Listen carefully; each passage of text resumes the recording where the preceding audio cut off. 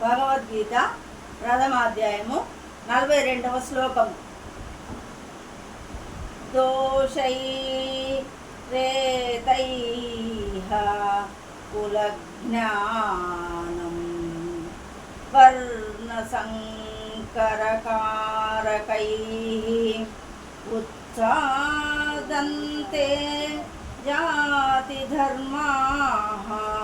కులధర్మాశ్చ శాశ్వతాః.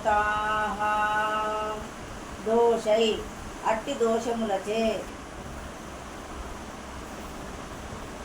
ఏతైః ఈ కులజ్ఞానం కులగౌరవమును నష్టపరచువారు, వర్ణ సంకర అవాంఛనీయ సంతానమును, కారకైః కలిగించుచు, ఉత్సాదంతే నాశనమగును, జాతి ధర్మాః జాతి ధర్మము, కులధర్మాః కులాచారములను, చ కూడా, శాశ్వతాః నిత్యములైన దుష్ట చర్యల చేత కులాచారములను నశింపజేసి అవాంఛనీయ సంతానమునకు కారణమగు వారి పాపకర్మల చేత అన్ని రకముల కులధర్మములు మరియు జాతి ధర్మములు నాశనమగును.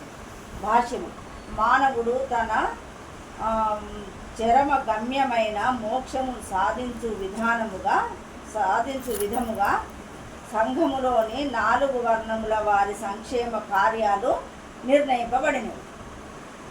అవి సనాతన ధర్మము లేదా వర్ణాశ్రమ ధర్మముచే నిర్దేశింపబడినవి.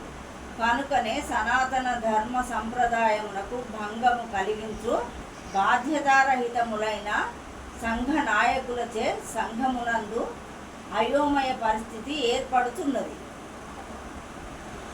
తత్ఫలితముగా ప్రజలు తమ జీవిత లక్ష్యమైన విష్ణువుని విస్మరించుదురు. అట్టి నాయకులు అంధులుగా పిలువబడుదురు.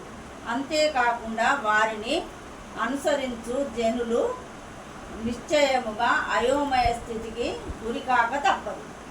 జై శ్రీకృష్ణ.